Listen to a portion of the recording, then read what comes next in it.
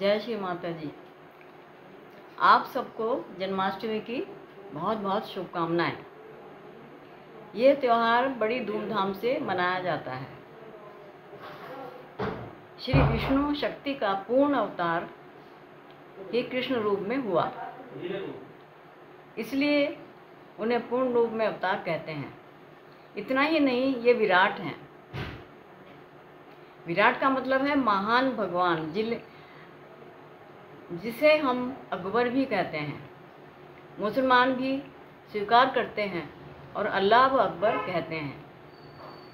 श्री कृष्ण का जन्म अवतरण के रूप में संपूर्ण रूप में हुआ। जैसे चंद्रमा की 16 कलाएं होती हैं, इस प्रकार उनकी भी 16 पंखुड़ियां हैं। इसका तात्पर्य है कि वे संपूर्ण हैं। यह पूर्ण चंद्रमा है।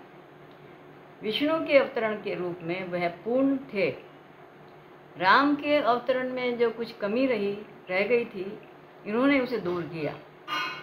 हमारे दाएं हृदय में 12 पंखुड़ियां हैं और दाएं हृदय में ही श्री राम का स्थान है। दाएं हृदय में 12 पंखुड़ियां हैं और दाएं हृदय में ही हमारा राम का स्थान है। उसी प्रकार हमारी विशुद्धि चक्र, गले में जो विशुद्धि चक्र है, श्री कृष्ण के स्थान हैं। यहाँ पर 16 पंखुड़ियाँ हैं। अपने अवतरण द्वारा उन्होंने लोगों में अत्यंत सुंदर मनोवृत्ति का सृजन किया। उन्होंने बता दिया और धार्मिकता को किस प्रकार एक संस्कृति को विकसित किया जाए। श्री कृष्ण वैभव के देवता, महान देवता थे। वे जानते थे कि धन दौलत को किस प्रकार धर्मपूर्वक उपयोग में करना चाहिए।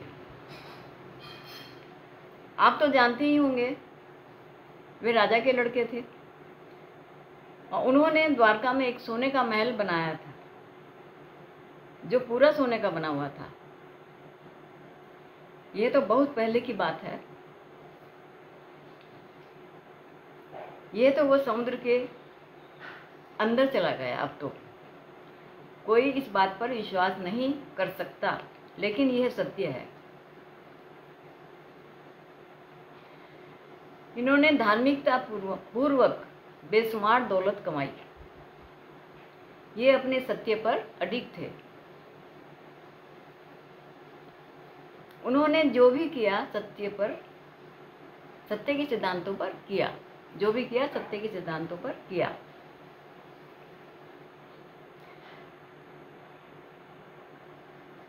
उन्होंने असत्य चीज को उन्होंने समाप्त करने का प्रयत्न किया और विनाशकारी चीजों को दूर करने का प्रयत्न किया। इनके जन्म के समय लोग धार्मिकता नहीं जानते थे। इन्होंने धार्मिकता के बीज बोए और इन्हें धार्मिक स्थिति को इन्होंने देखा कि हमारी धार्मिक स्थिति क्या है। श्री राम जी ने बहुत मर्यादाएं बनाई थी। उस समय सब लोग गंभीर थे। वे किसी से बातचीत नहीं करते थे और न ही किसी चीज़ का आनंद उठाते थे। इसलिए श्री कृष्ण जी ने निर्णय लिया कि सबसे पहले लोगों को बंधनों से मुक्त किया जाए और लोगों की गलत धारणाएं तोड़ने तथा उनकी कुंडलिनी शक्ति जागरण की बात बताने के लिए श्री कृष्ण आए। उन्होंने लीला रची तथा लोगों को जागृत करने का प्रयास किया। लोगों में सामूहिकता नहीं थी उस टाइम। इन्होंने सामूहिकता लाने का भी प्रयत्न किया। श्री कृष्ण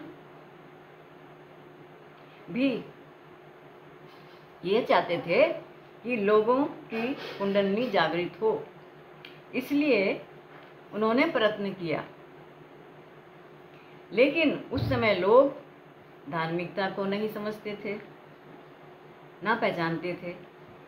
इस कारण उन्होंने लोगों को डायरेक्ट ना कहकर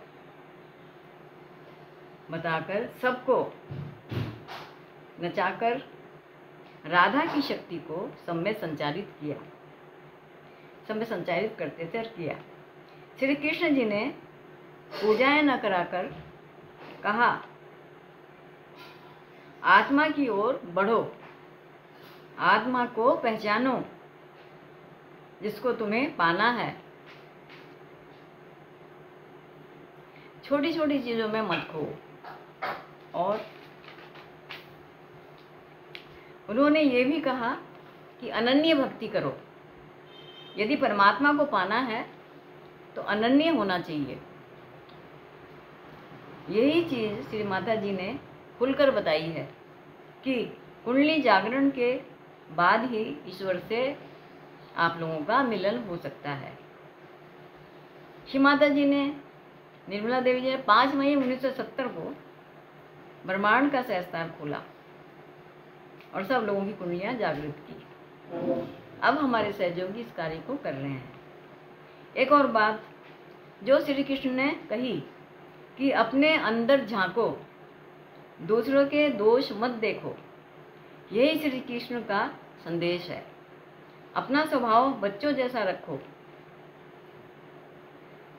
क्योंकि हम दूसरों के दोष देखते हैं लेकिन अपने दोषों को कोई नहीं देखता।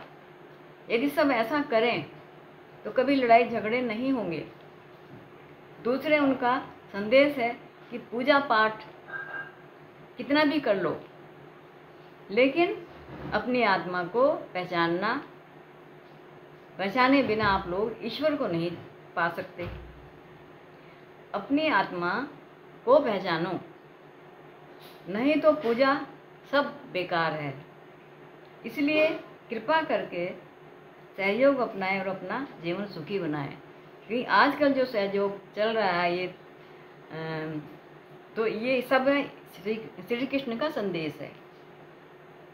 वैसे हम लोग जब पूजा पाठ करते हैं, मंदिर जाते हैं, उससे हमारा जो योग है परमात्मा से नहीं होता है। आप सुखी रहें, खुश रहें, यही हम कामना करते हैं। बहुत बहुत धन्यवाद वीडियो देखने के लिए। जय श्री माता जी।